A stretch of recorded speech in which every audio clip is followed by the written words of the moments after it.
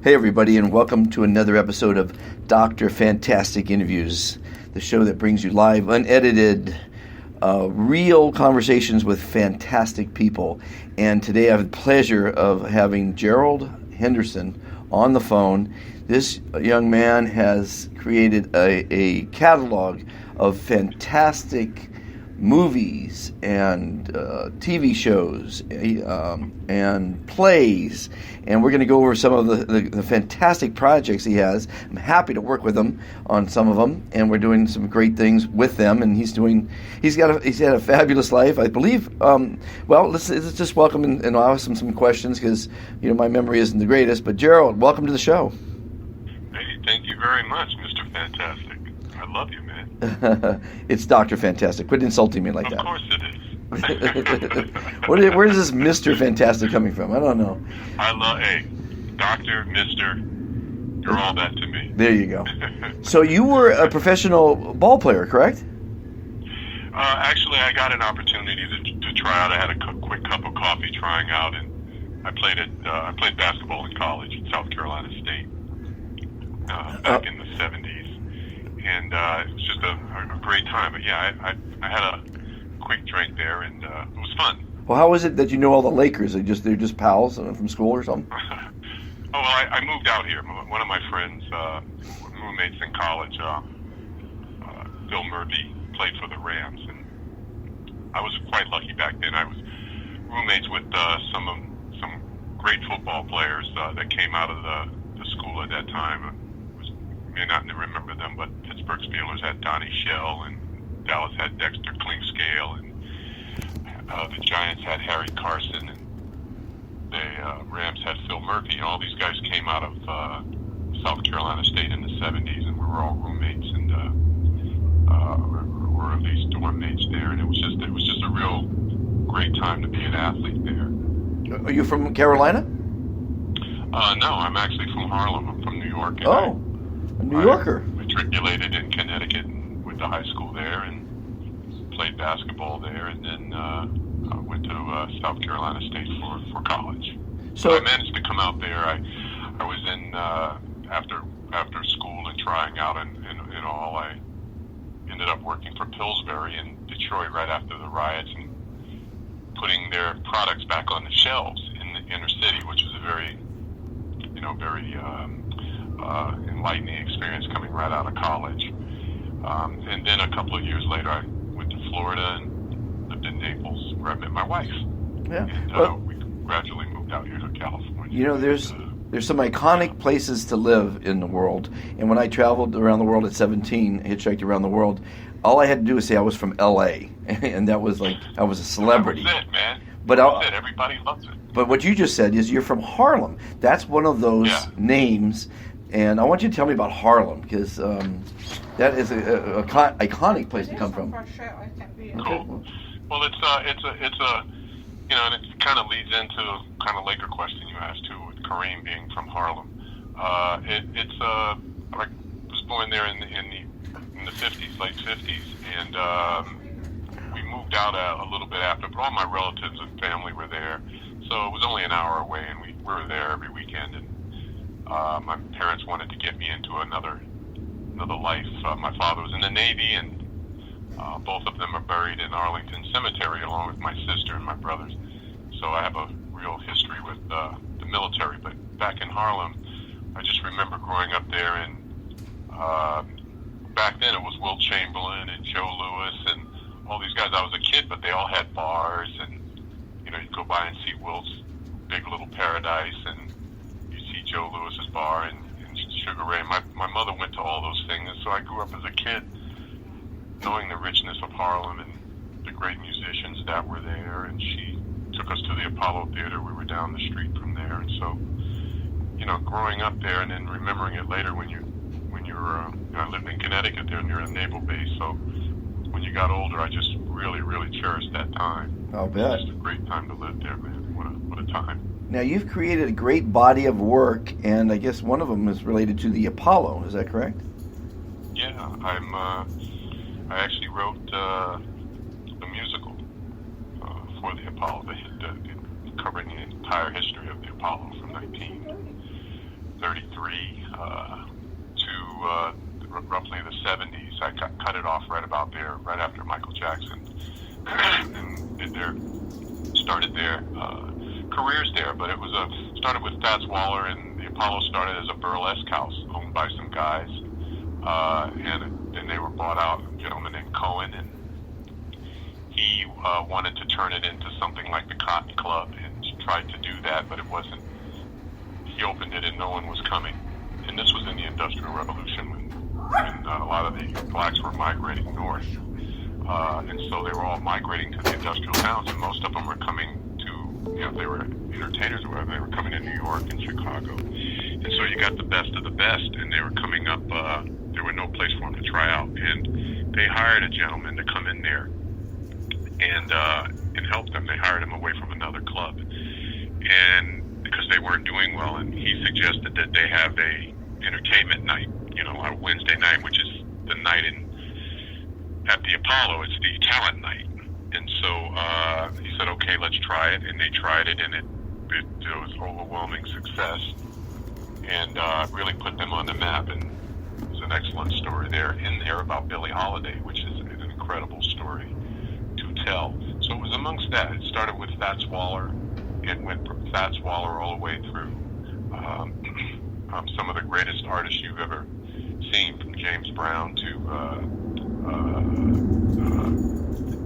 well, you name them, they're there. It's kind of caught me off guard, but if you name them, they're in there. We managed to get them all into the musical themselves. Jackie Wilson, actually, Michael Jackson's group started there. They wanted to play there before they played the Apollo, before they played Ed Sullivan's show. So a lot of those stories are in there, told by the MCs and told by Mr. Cohen and the gentlemen who started it all. So very exciting, and I wrote it, and it's been sitting there for a couple of years waiting to get done, and all of a sudden we got an opportunity with Sammy and some other things, as you know. Yeah, you got a show, one of your shows is Sammy, The Life of Sammy, done to a musical, yeah. And you've got some traction behind that. How many seats is the Apollo? Well, it's about 800 seats or so, and but it's one of those places where they have every Wednesday night is a talent show, and of course they have it open the rest of the week. But that's where everything really focused was on that. It's called Showtime, and so they had a talent night every Wednesday night that they started in. I think the other night, just for instance, they had who was there doing their show? Showtime. I talked to them kind of off and on, and just to kind of tell them, what's happening. And it's Showtime. It's hard for me to kind of explain what we're doing. You have to kind of see it, but there's so many artists in it. Jackie Moms Mabley was there, and Janis Joplin, and a couple of other white artists were there. That people, Buddy Holly, for instance, and those stories are all in the musical. Of course, it's told to music, so you hear the most amazing stories you've ever heard, and then it's all mixed in with music. So we're quite excited. I'm obviously being from there, and Kareem Abdul-Jabbar is from there too, and so I've been talking to him through the Lakers, and I know you wanted to hear that story, and I'll be glad to tell you that anytime. Sure. Well. Oh, okay. Well, I'm friends with them because I got here, and through Phil Murphy, I started meeting some people. Phil died, the late Phil Murphy. He died last year, and he and I went to college. We were roommates together, so big ups, Phil. Anyway, I got to meet a couple of the Lakers, and I became good friends with AC Green, and we started to talk. He has a great foundation for children. He puts on summer camps every year, and he has these classes that he has kids in Arizona. Really, really a great guy, and I wanted to help him do some things, and I saw the opportunity to get involved in these concerts, and so I did that. But getting back to the Lakers, I simply kept talking. We kept talking, and suddenly I said, hey, I got an idea to do this, and he checked back with some guys and got back to me and said, man, we'd really like to do that, hoping to educate kids in the inner city. with computer programming and helping them to write code. So that's how we kind of got involved. And then he went back and talked to the other Lakers and Kareem and them, and they got back to him and said, "This is great. Let's do it." So things kind of moved fast from there. We got the building and the insurance and that type of thing. So it started to move, and then was happy and met you and some other people, and it became even more fun. Yeah, well, the Rose Bowl deal, that's going to be exciting as hell.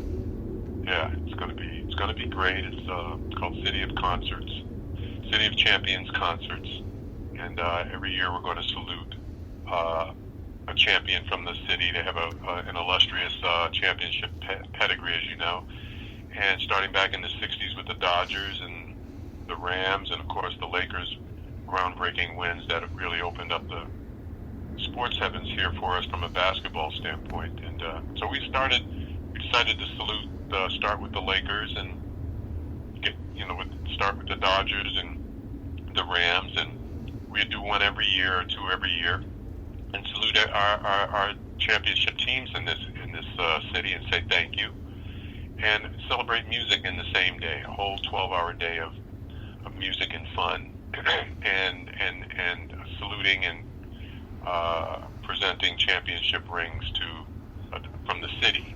Thank you rings from them. We never said thank you to them other than the parade.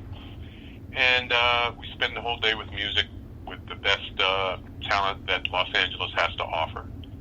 And we bring them in, and we're starting with some really great acts. Don't want to speak too soon, but we're in negotiations with, as you know, with some of the biggest acts in the world, and they're basically agreed to come aboard. So we're working the agreements as we speak. So it'll be in November, and everybody's very excited. All the proceeds are going to set up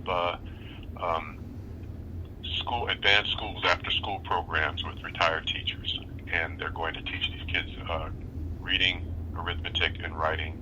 It's the RAW program, and that will go toward advancing them toward writing computer and computer code and computer analysis. And so we're trying to get them set up to go into the future rather than just taking money doing things that won't really help them. The reading, we're not reading and we're not writing at a prolific pace anymore, and I just saw a real need there to be able to do that. So if we do that every year and we throw a concert and all of our citizens come out and we support our city, we support our children one day a year. Well, I'm hoping to help with their esteem. My agent was telling me that they thought my Be Fantastic movement is perfect for children, and it is. Absolutely. Obviously. It really is inspiring. I've got a couple of I gravitated to you when you told me about the Fantastic move. I thought it was great to put with the children, and you really had a wonderful idea with that. And anything I can do, again, we're going to sit down and talk. And I make all these films, so getting ready to anyway. We can talk about that, but I want to make sure that I'm involved with you and make sure you're getting some of the things that I'm trying to do. Positivity is so important. Oh. And the way we met and the way you talked to me when we first met, it was very, very uplifting. You almost feel bad if you don't feel good. You feel bad around you. It was a very good learning lesson. So, well, I hope to spread it, and I would be a thrill of a lifetime to be in front of 80,000 and have them chant "I am fantastic." That would be. Listen, we're gonna make all that happen. They probably don't know, I did Tupac Shakur's last concerts, and it was a wonderful experience. We took him to Cleveland and the Gund Arena, and then we took him to the Super Bowl, the Superdome in New Orleans, and he died a few months later. But we were able to do the shows and film them, and they haven't been shown yet. We haven't shown anyone. Wrote all the movie and the documentary. All that stuff's been done, but it's very exciting. Oh, you've edited it? We're doing that kind of now. We're just starting to open it back up where we're saying, okay, it feels like it's time now. And with the technology, we really have been waiting for the technology to catch up, because we had some very interesting things developing over those 20 plus years with technology. Everything from 3D to holograms to streaming had all developed. DVDs had all developed after these stuff had been filmed. So we saw a lot of opportunity there to to really do something amazing with it. It's his rehearsals, his press conferences, locker rooms, some tremendous stuff, and he's speaking right to the camera. So it's also with amazing. With augmented reality, you can actually bring them back. Yeah, they've been talking to me about that, and we're looking at that type of thing. I'm just obviously being very careful with him and what he represents, and of course we have all of his songs that he sung at the show. So it's going to be very exciting for people to hear what he had to say. But the rest of it is just us getting. Right now, it's just I own a company, Mary Alice Entertainment, and we are putting together all of our shows, and we're getting ready to do Sammy the Musical, which is quite exciting, and I want you to be with us on that too. So it's I wrote the musical for that, and we're working through permissions with the appropriate folks, the estate, and that type of thing, and everything is going very, very well. And we just signed a very prominent, very, very big producer, as you know, and we're working through the paperwork, and we're just, obviously can't say anything yet, but when everyone finds out who it is, they're going to be very excited, and so we're looking forward to that. It's going to be huge. I love working with writers. I love interviewing writers. I mean, it's all about the writing, whether it's a TV commercial, a song, a play, a movie, a musical. I mean, it's all about the writing. You spent 15 years dedicated without looking for the payoff, just to build a catalog, which is, I think, I can give you a lot of credit for that. That's really quite an accomplishment to just really focus on the work, and not worry about the money till later, And well, thank you. Thank you. I really appreciate you. And when it's a passion, that's one thing people don't notice that, but I really appreciate you saying. Well, when it's a passion, you can't wait to wake up in the morning. You probably didn't go to sleep at night sometimes because you're so passionate about the next word that you're going to put down on paper or in the computer that you're having fun, and it's not work at that point. Yeah, writing's it's kind of a curse, but it's a good curse in the sense that, like anything, when you pour yourself into it, you're going to see the results, but there's also going to be some aftermath from that, and it's just because you work so hard. I lost an incredible amount of weight when I was writing Sammy, for instance, and you have to live that character. Well, that guy lived 70 years, and so I had to go. For instance, when he was in the Army. He went in the Army to be, that was when they first, 48, that was when they first desegregated the forces. And he went in thinking he could be, fly.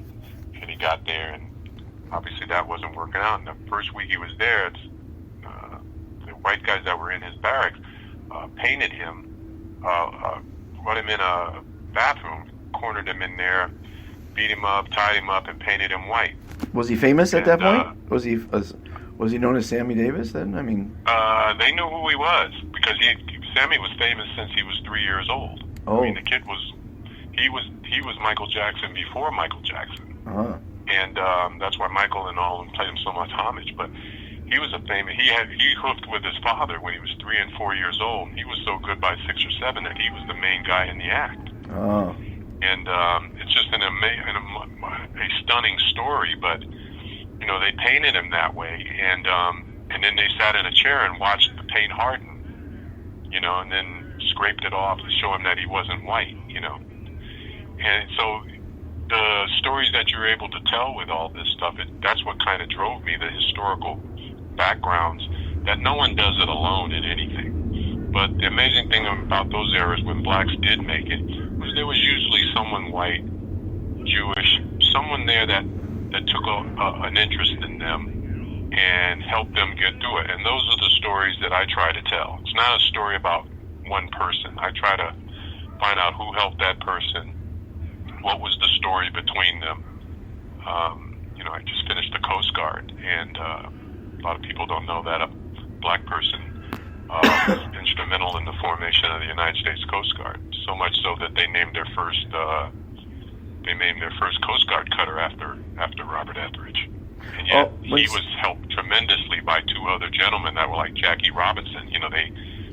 But no one ever knew that. So that story, when I found it out, it involved these 3 men in forming the Coast Guard, was was an amazing thing. So I'm trying to show us that we're all Americans, that we all had help from somewhere, and we forget our history when people don't present it to us this way. There's a whole generation of kids, I feel, that, through either their fault or no fault of their own, education, their parents, nobody sitting at the dinner table telling them about civil rights, whatever's going on, we're not doing enough to help our children. And so Sammy, I decided I was going to do that. What was the height of his career? Was he making more money in the film, or was it music? How big was he? Great question. He was, the thing about Sammy that people don't know is Sammy could not read or write. He could not read or write. He could sign his name. He learned to sign his name, for autographs. And he was always on the road. His father and them did, his father admitted later they did him wrong, but he was so good. I mean, it was like having Michael Jackson tell him, "Sorry, Michael, you got to come off the road and go to school." Yeah. But he was so good that, what were you going to do? Well, by the time he got old enough, he couldn't, other than write his own name, he couldn't read very, very well at all, if any. And and therein lie the problems. But his real gift was that he could do everything. He was, when it was all said and done, he had a #1 TV show. First black, him and Harry Belafonte to have TV shows. First guy to have her own radio show. First guy to have a #1 play on Golden Boy and all that on Broadway. First one to have #1 hits on record albums, singing the way Sinatra and the others did. And first one to have his own movies. It was a stunning thing. I have one scene in here where his handlers came to get him that morning, and they're reading him off his itinerary as he's walking down there, and they're saying, "You've got to talk. You've got an interview here at 8:00. You've got to do your radio show here at 10 to 12. Then you've got to go for a fitting. Then you've got to come over here and do your movie role. You've got to come in for your scenes today. And by the way, you've got to do your show tonight. We got rehearsal before that." And this was every day. So he was on the road 300 plus days a year, never stopped, and let me ask he didn't have a strong point. Just he was the greatest entertainer that God ever put on the earth. Let me ask you a question. Yes, boxers get taken advantage of, especially boxers, because they're never really that educated. I think that's my opinion. Yeah. And the managers make a lot of money, and they don't end up with anything. What did Sammy, because he couldn't read or write a contract? Did he get taken advantage of? Did they rape him? Oh man, what an excellent question.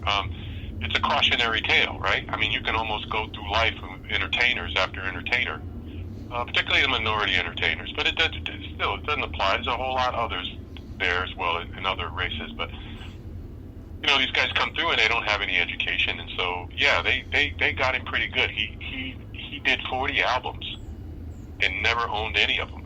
Oh. Didn't own one of the songs. All right, and because he didn't write any of the songs, and didn't have business acumen to insist on owning the songs or owning the, buying the lyrics or having 50 people say that the way Elvis and Frank Sinatra and the other guys did. He just never did that. No one ever helped him. And his father and his uncle, because they were with him so long, especially his uncle, they feared that he would leave them. He was getting so big, they feared he'd leave them. And so he was so indebted to them that he signed over 2/3 of his contract for life to them. So they got 2/3 of his money for his rest of his life, and therein lied his problem when he got in trouble with the mob, and and he got in all that trouble, and they came in and took his money for the rest of his life. So all he had was the money to live on, all the way through it, and he died. Died poor. Didn't have any money. Died poor. Broke. He died poor, and Altar'ese had to sell half of his book, Yes I Can, or a third just to live. So enters this estate attorney who her friends got for him, and they helped him. They found his son, Altar'ese had, and they found him in New York and brought him home, and they helped him. And so the family's together, and it's pretty exciting to see his family, hearing that his family's back together. I'm just working through the estate, so I'm excited to be able to meet them at some point. I spent 2 years researching and 2 years writing it, 300 pages for a musical.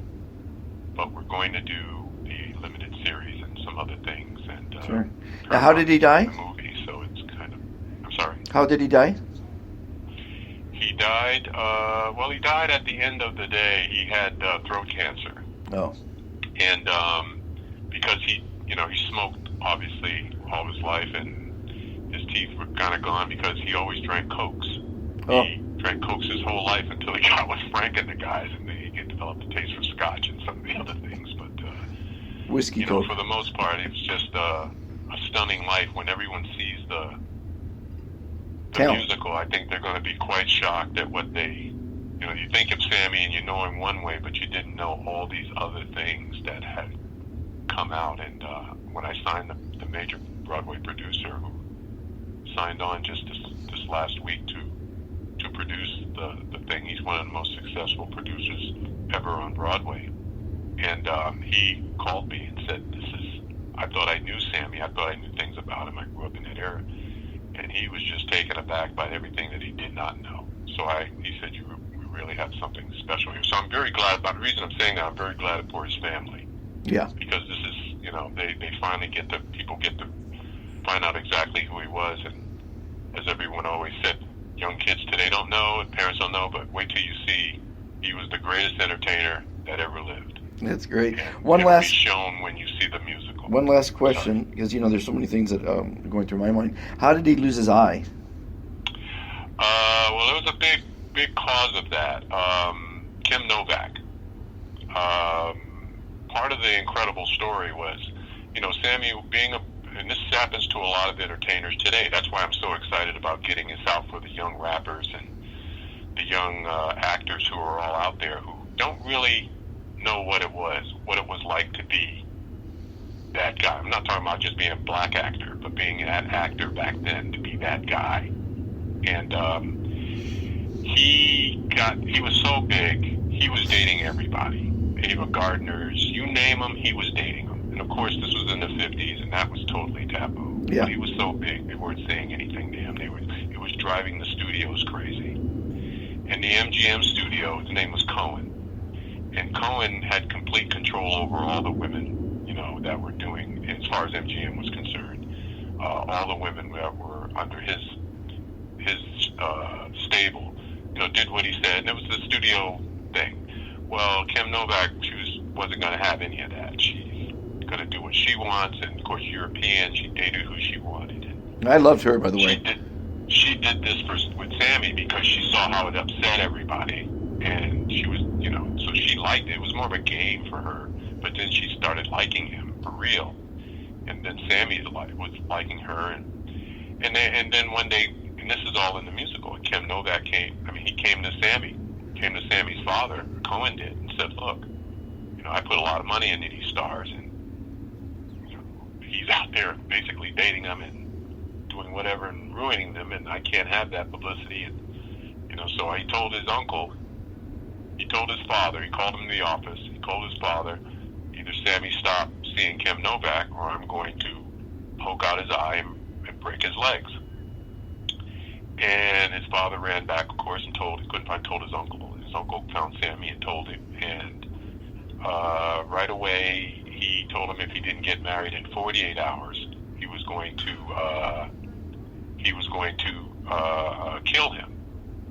And so they ran around like crazy. And there's a great scene in there with him and his manager, the great Arthur. Anyway, Arthur is his manager of 40 years, and Arthur helped him find a woman to marry, Lorraine White, and they got married, and she loved him, but he wasn't really in love, but he got married, and they stayed a year together. Cohen had a heart attack a week after they got married or something like that, and so they ended up staying married for a year, even though Cohen had forced it. So they poked his eye out. They didn't say in the accident, a oncoming bus or truck hit him. He was headed to Los Angeles from Vegas to do a thing with Tony Curtis or something like that. And car hit him head on, and the steering wheel had this thing. The old steering wheel had a thing that stuck out like a cone, and the cone went right through his eye, they said. And the knee got jacked up, they said. But it was funny that, it's the same thing that they said they do to him that happened to him. So no one ever really knew, but it's all it's in the musical. And if you can imagine how I can fit all that stuff in, it all fit in somehow. Yeah. Did you see the movie yesterday or Across the Universe? I did not, but I did take a look at it on commercial. I'm gonna look at that. How about Across the Universe? I've been writing. Yeah, that movie took all the Beatles songs and made a story about it. Oh yes, I've heard about that. I'm going to see that. As a matter of fact, my wife and I are going to see that. It's one of my fafavorite movies of all time. If you love it, that's great. Because it's amazing that they could take all these songs from decades of music and use each one a piece of it to make a full story, a love story. It's incredible. They're coming back. I wrote one with. I'm pretty proud. I wrote one with called Letters that has all of Nat King Cole's music, and it's beautiful. Oh, it's just incredibly that's beautiful. Great. Yeah, it's a nice way to tell a story with music that you've grown up with and love, and to tell a full story about it. Yes. It's pretty cool. We forget that's where they make. They don't make music like that anymore. They don't play the way they played before. So we have to really cherish this music and make sure that it lives, because it's not going to break like this again. I'm going to use music. 80s. I'm going to use music as my platform to get my message out. I think that's the way to do it, man. And we'll get some guys. I just got off the phone with people with Aerosmith, and that was an interesting conversation, because they're trying to breathe some life into that. They like the positive scenarios themselves. They like, and so we were actually talking about that being more positive and that type of stuff on the phone. So we're excited. Mary Alice is a company that I started 15 years ago and just started writing. I left the banking business and decided I was going to write content, because I could see the content business coming. I could see it, that they were building. It's all about content. That's all there is content. The content is king. It's outer space out there. We could never make enough content to fill it anyway. So from where I could sit, it looked like the gold rush again, because if you got enough content when the time was right, you could make it. I felt like I could get there before the window closed, because they start buying each other at some point here and there. Well, who's the content king is Netflix. They are in every country. They're producing content, and they're translating every one of their shows into like 150 languages. I mean, it's remarkable what they're producing. They just kind of slowed down a little bit, and they're not buying as much content. They're starting, and that's what I was saying. They're starting to get the understanding to that. They're creating it. Yeah. The real thing is in the original content. Yeah. Creating original content is totally where it's at. And, for your listeners out there, man, I spent 15 years writing 30 movies, and I'm getting ready to make my movies. Yep, and I'm gonna help you. And financed it, and I watched Steve Jobs and Bill Gates, and they sat in the garage and ate sandwiches and wrote their content. I'm glad you brought up. They are. I'm glad you brought up Steve Jobs' name. I was just told my wife thinks I'm crazy for trying to save the world, and Steve Jobs has a famous quote: "Crazy people get shit done." Hey, that's it, man. And I always admired those guys, because they saw what was coming, and they were willing to go after that and not pay attention to what people were doing. And so for me, I watched those two, particularly for myself, because they were interested in building content and creating a vision, and they didn't let anybody go away from that. Right. Quick thing, I always tell people a story. I go, look, the phone books mean nothing, right? Can't buy phone books. But if I give you a phone book and told you Frank Sinatra sang in it, and Bon Jovi sang in it, and Marvin Gaye sang in it, and they sang another page full of names, all of a sudden that thing becomes very valuable. It's just content. Yep. It's all in how you look at it. You create it, and then you wait to see what's going to happen. So we all have a great opportunity now to be your own creative production company. All you have to do is, whatever ideas you're working on, don't be afraid. Put them on paper. Yeah. And they're never going to look like anything when you first write it. I usually do 6, 7, 8 drafts of a script, and I have 5 TV shows and 5 musicals all finished. But I would suggest that you just delve into it, and if you would spend $7 on it after the movies, then it's worth writing. There you go. Hey, Gerald, I want to thank you for your time. I know you asked me how long the interview is going to take, and I never know because it's just how things flow. We just talked for 35 minutes, and it's fantastic. Thank you so much, everyone. Be fantastic. Talking to you, man. It's great. We're going to have some fantastic products through Gerald's writing, through the movement. Everybody listen to this man. I'm telling you, he did some very cool things, and I learned a lot in one day. So it kind of moved me, and I'm not a guy. I already had a few things going on, but this is a smart guy. He'll build up your self-esteem and build up. Hey, why not? Why not be fantastic every day? That's what he basically has brought back to me. So being a writer, that's a real great thing to have coming out of the room. Well, so thank you very much too, Mr. Dr. Fantastic. I like Mr. Too. It's my pleasure. Be fantastic, everybody, and Gerald, have a fantastic rest of the weekend. Thank you too. Bye, everybody. Bye-bye. Bye-bye.